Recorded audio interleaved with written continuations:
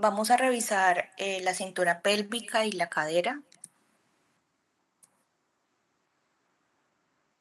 Bueno, tenemos que la cintura pélvica está compuesta por tres grandes huesos que son el ilion, el pubis y el isquion, y esta se va a diferenciar eh, la pelvis masculina de la pelvis femenina por el borde del estrecho pelviano y el arco pubiano, como lo estamos viendo en la imagen.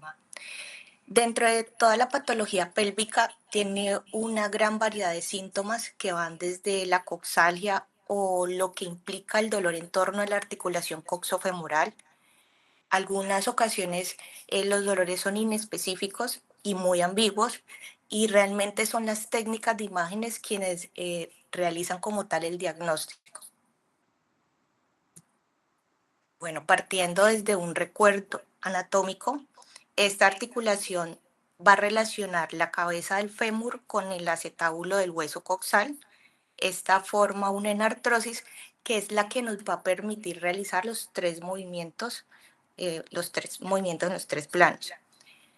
Como tal, el fémur se encuentra encajada en la cavidad acetabular. Como vemos en la imagen, tiene en su interior una carilla semilunar. Esta está recubierta por cartílago, que es un borde más grueso, que es lo que hace que le dé estabilidad como tal a la articulación de la cadera.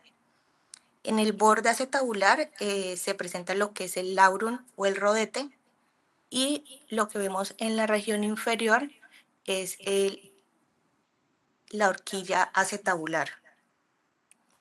En- Se encuentra cerrada por el ligamento transverso y por debajo de ella vamos a tener lo que es el foramen, que es por donde pasa la arteria obturatriz para ir a la cabeza femoral.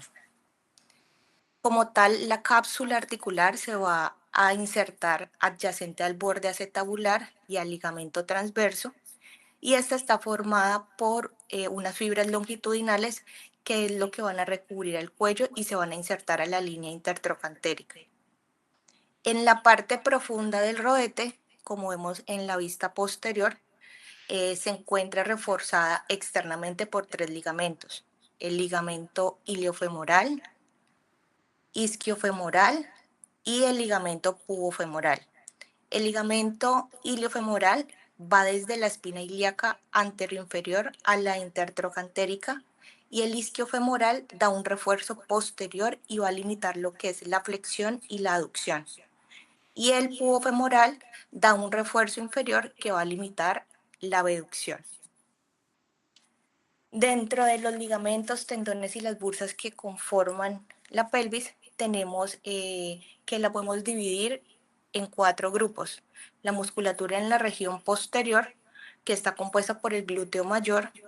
Este se inserta en la línea glútea posterior del ilíaco y cumple como principal función extensión y en menor medida es abductor y rotador externo. Profundo a este músculo, el glúteo mayor, vamos a encontrar los músculos pelvitrocantéricos, que están dados por los abductores y los rotadores externos. También está compuesto por el músculo piriforme, como lo vemos acá en la imagen.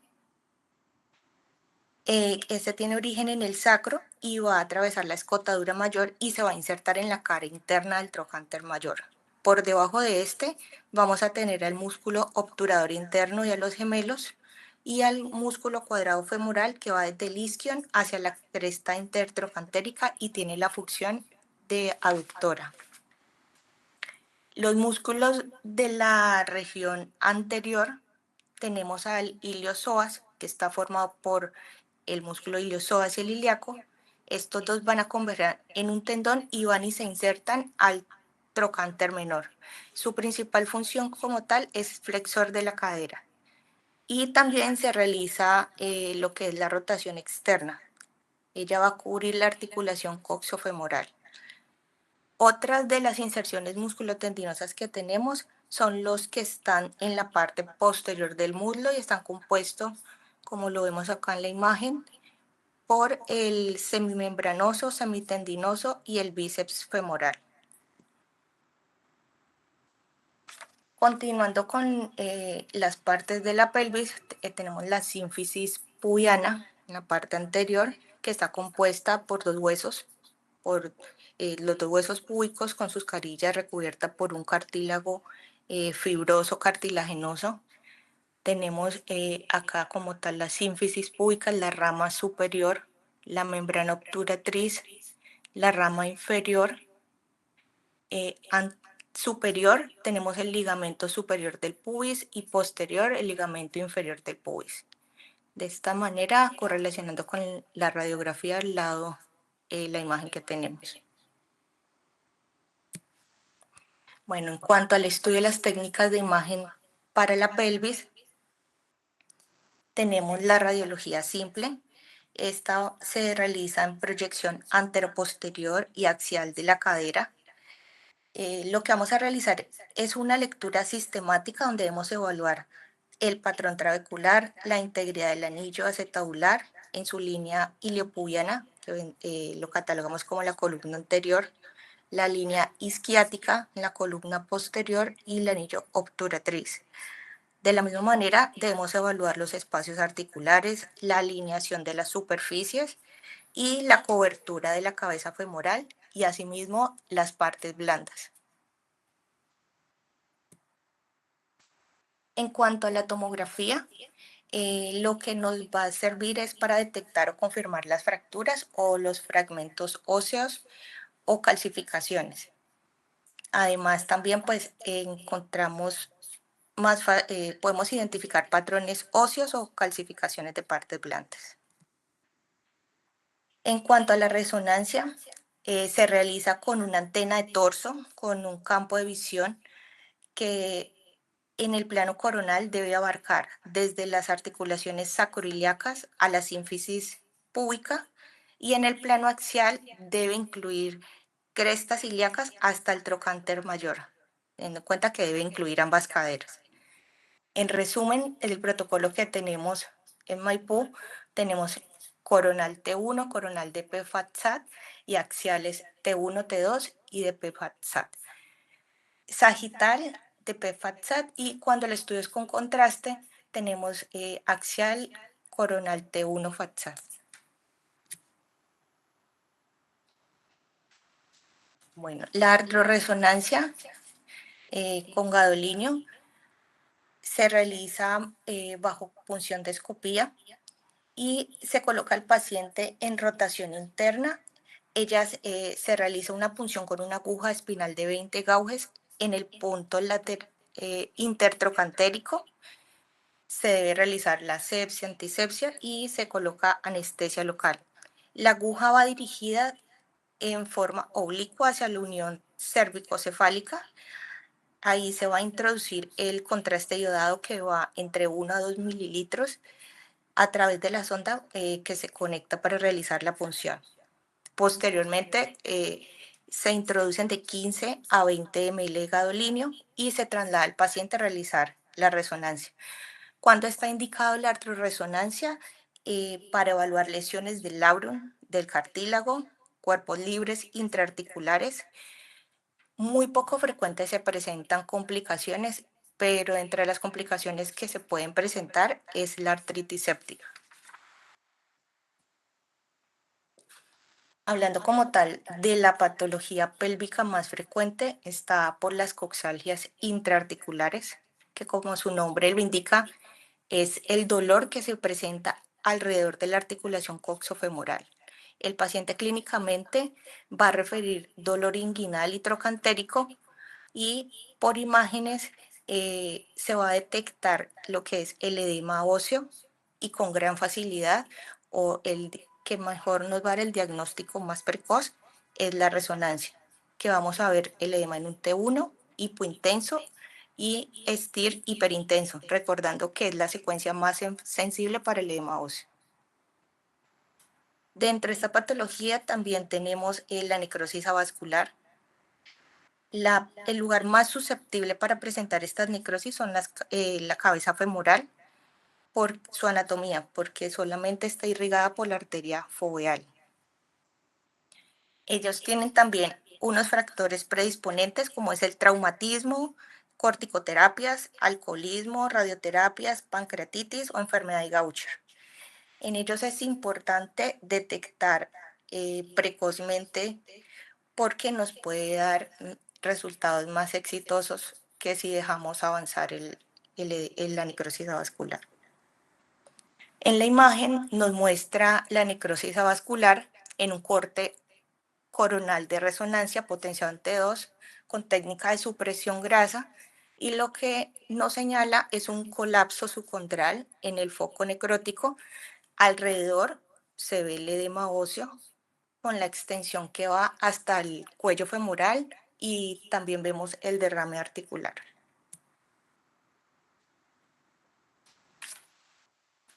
Bueno, para la necrosis avascular se utiliza la clasificación de radiología convencional de FICAT, que está dado por 4 grados. El grado 0 es asintomático, la radiografía y la resonancia son normales, pero existen sospechas de factores de riesgo. El grado 1 tiene limitación funcional, la radiografía es normal y en la resonancia ya empezamos a ver edema ósea y zonas hipointensas en T1 e hiperintensas en STIR y T2.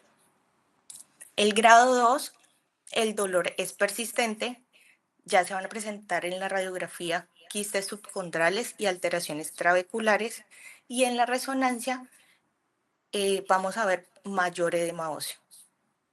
El 3, dolor intenso, limitación funcional.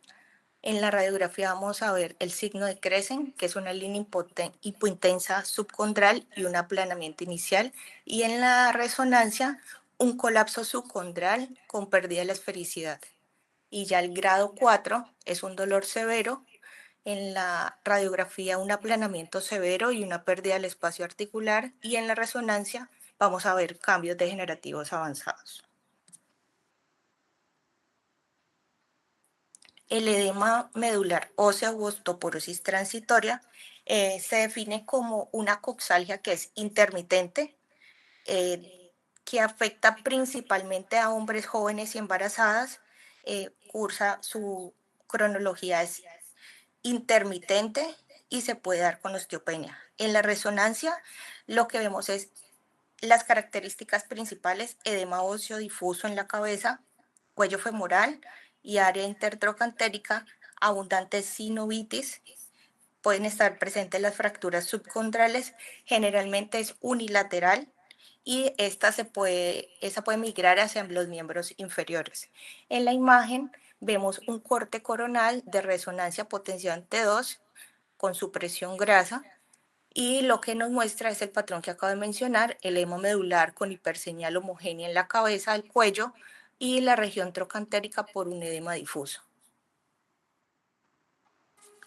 Las fracturas ocultas son fracturas por estrés y están dadas por sobrecarga crónica o por insuficiencia. Cuando la clínica es de dolor mecánico, las radiografías por lo regular son negativas. En la tomografía podemos detectar las fracturas, pero en la resonancia vamos a ver más precozmente el edema óseo. Las fracturas por sobrecargas se van a presentar en personas principalmente, o más característica, en personas que realizan actividad deportiva repetitiva, como son los atletas, y la localización más frecuente va a ser en la parte medial del cuello femoral. El mecanismo como tal de estas fracturas por sobrecarga están dados por las fuerzas que provocan microfracturas trabeculares y progresan hasta la cortical ósea. Inicialmente se dan con edema ósea y ellos van a resolver si se suspenden las actividades por lo menos 12 semanas. Si no se suspenden, esta puede progresar a la fractura y se va a ver la línea hipointensa como la vemos en la imagen.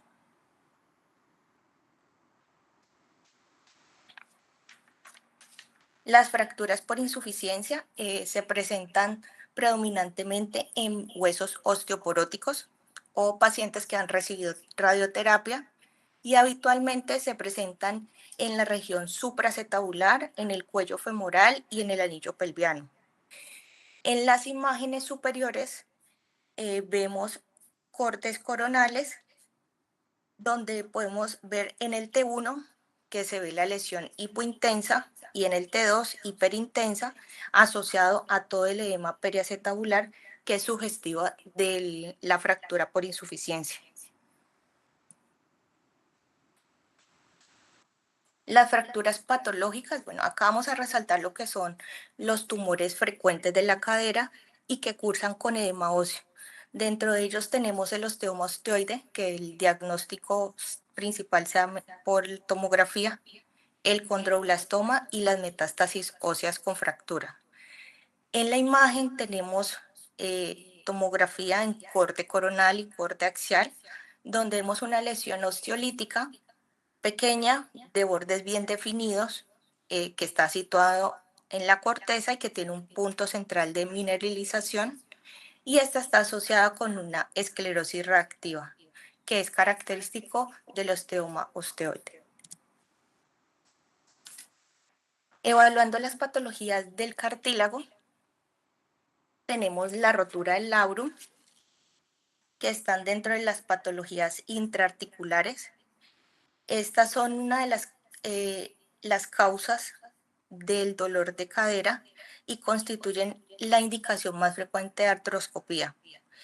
Existe una relación muy importante que está entre las lesiones del labrum y el cartílago, y esto lo vinculan a las roturas del labrum al desarrollo de la coxartrosis. Las lesiones del labrum y del cartílago pueden aparecer en múltiples patologías, pero especialmente en el conflicto femoroacetabular, que ya vamos a ver más adelante, la displasia del desarrollo de la cadera y la enfermedad de Perthes.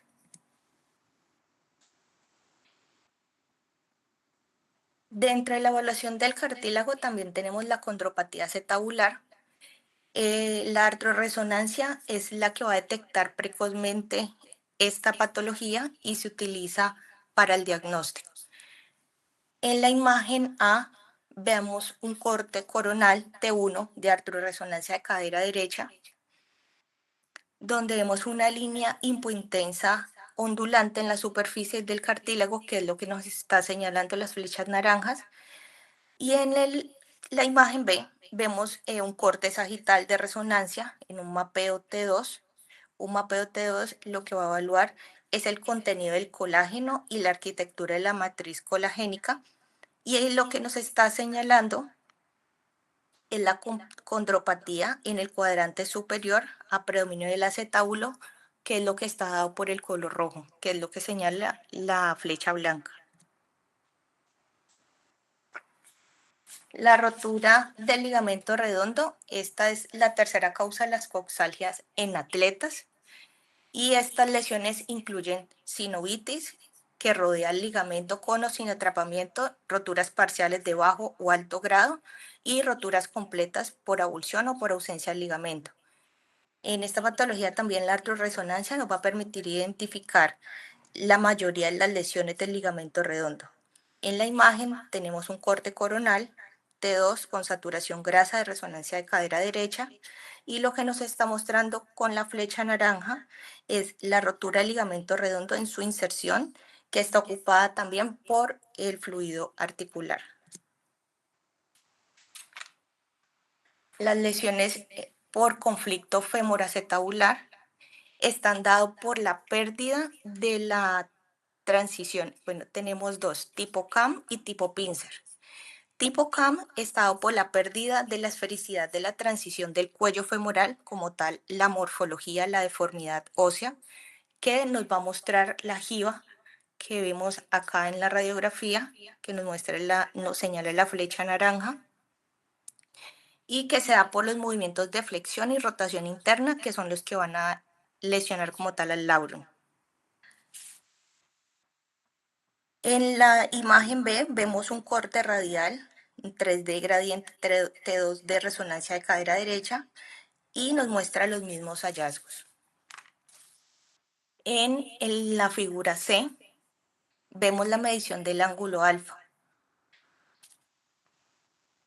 que nos va a mostrar cómo se define que está creado por una línea que va desde el centro de la cabeza femoral hacia la parte más estrecha del cuello femoral. Hablamos que este ángulo está alterado cuando está menor de 50 a 55 grados.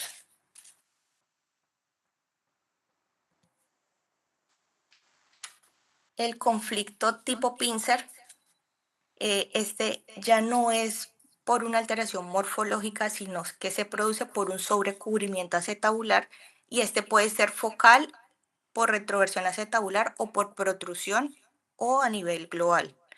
En la imagen, en la primera imagen, vemos un corte coronal T2 con saturación grasa de resonancia cadera izquierda que nos muestra protrusión del acetábulo con sobrecubrimiento acetabular y un abombamiento de la pared medial del acetábulo, que son las que nos están señalando las flechas naranjas. En la imagen del lado es un corte sagital T2 de resonancia de cadera izquierda y lo que nos muestra es un pinzamiento del espacio articular con quistes subcondrales que están en la región postero superior, que es lo que nos está señalando las flechas naranjas. Esto tiene relación cuando la condropatía es avanzada y se da secundaria a una lesión por contragolpe. La displasia de cadera en el adulto se produce por sobrecarga mecánica del borde acetabular que origina la lesión condral y del labrum y también produce artrosis precoz. En la imagen A vemos un corte coronal T1 de resonancia de cadera izquierda que nos muestra una escasa cobertura lateral de la cabeza femoral por el acetábulo y un ángulo disminuido. Digamos que el ángulo está disminuido cuando es menor de 12 grados. Y en el corte coronal T2 con saturación grasa nos muestra la rotura degenerativa del labrum acetabular, que es lo que nos está señalando la flecha naranja, y los quistes subcondrales por la condropatía avanzada. Dentro de la patología periarticular tenemos el conflicto del iliosoas. Esta está producida por el tendón del iliosoas en su curso anterior de la cápsula articular y este tendón puede estar tenso, inflamado o con presencia de aderezas capsulares, que son las que producen la lesión del labrum anterior por tracción repetitiva con la extensión de las caderas. El diagnóstico de esta patología también es artroscópico. En la imagen A vemos un corte axial de densidad protónica en resonancia de cadera derecha, donde nos señala la flecha naranja que el tendón iliosoas tiene una orientación oblicua y no está en una situación anterior a la cápsula articular. A su vez, al lado tenemos la rotura del labrum anterior asociada a los planos sagitales, que es los que nos está mostrando con la flecha naranja, y con la flecha blanca nos muestra el aumento de señal en la cápsula articular y profunda. El conflicto isquiofemoral se caracteriza por el estrechamiento doloroso del espacio entre la tuberosidad isquiática y el trocánter mayor. Esto lo llamamos la distancia isquiofemoral. Hay conflicto directo cuando ambos huesos está disminuido este espacio por compresión intermitente de los músculos cuadrado femoral que estén interpuestos. En la imagen A, lo que vemos es un corte axial con densidad protónica de resonancia de cadera derecha y como les mencionaba, está disminuido el espacio. Y en la imagen B tenemos un T2 con saturación grasa que nos muestra el edema del músculo cuadral femoral en la zona del estrechamiento, que es lo que nos está mostrando acá con la flecha naranja. El conflicto subespinoso está dado porque la espina ilíaca anteroinferior desciende y esta se clasifica en tres tipos. La tipo 1, si existe una pared lisa entre la espina ilíaca anteroinferior y el borde acetabular, y el grado 2, si ésta alcanza el nivel del borde acetabular, y grado 3, si ya sobrepasa el borde acetabular. Entonces, en la imagen A tenemos un grado 1 porque alcanza el borde y tiene la pared lisa. La B tiene un grado 2 porque alcanza el nivel del borde acetabular.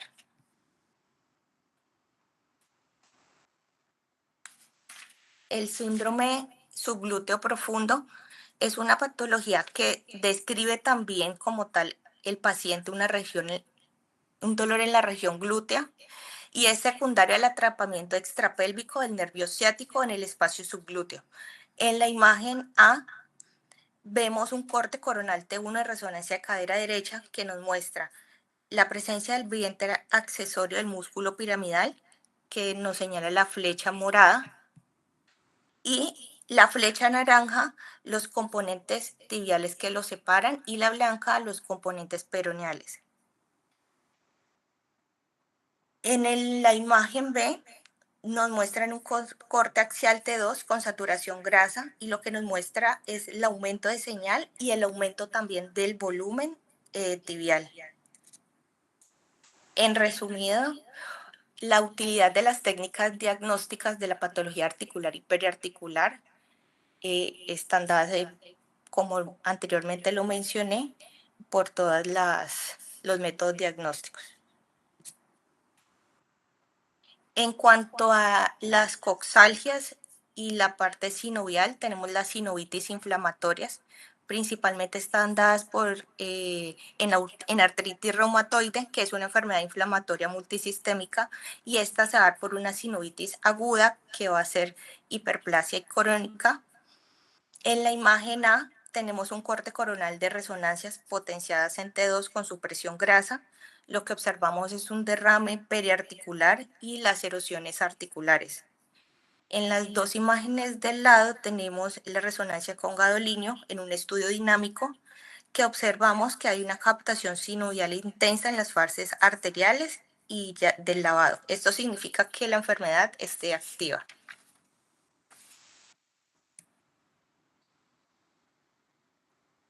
Las coxalgias extraarticulares se definen como aquellas que cursan con coxalgia, pubalgia o dolor inguinal y son de origen extraarticulares. Dentro de ellas tenemos la trocanteritis o el síndrome del trocánter mayor o patologías de los aductores de la cadera. Este es también llamado el síndrome del manguito rotador de la cadera, que va a simular lo que hace también el manguito rotador del hombro. Y produce dolor trocantérico que se va a referir a la ingle y al glúteo. A veces es un ruido audible en trocánter o en cadera de resorte, y puede cursar con bursitis, con tendinosis, con roturas fibrilares o múltiples causas. De entre ellas tenemos la cadera en resorte, como lo había mencionado, se puede producir un ruido audible que se da en flexión, extensión, aducción y abducción de la cadera, y las causas intraarticulares pueden estar dadas por el síndrome del anillo acetabular o por cuerpos libres intraarticulares. En la imagen vemos un corte coronal en secuencia STIR que nos muestra un engrosamiento de la banda iliotibial con bursitis con trocantérica derecha, y el paciente cursa con el chasquido de la cadera de resorte. Dentro de las patologías del anillo pelviano tenemos fracturas por sobrecarga o por insuficiencia del anillo pélvico. Los lugares más frecuentes de las fracturas en estas patologías están dadas a nivel de la rama superior e inferior del pubis y del sacro, y junto con la zona medial del cuello.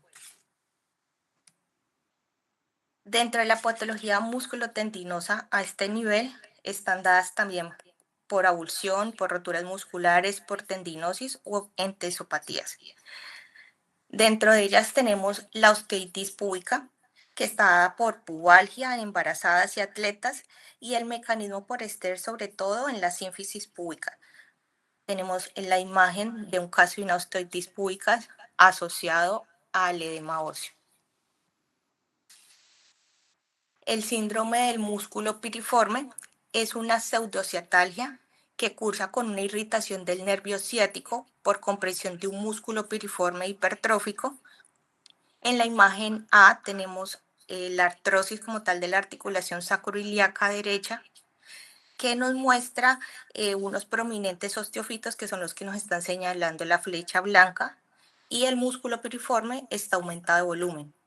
En la imagen B, observamos un aumento de señal por denervación muscular del músculo glúteo mayor y medio.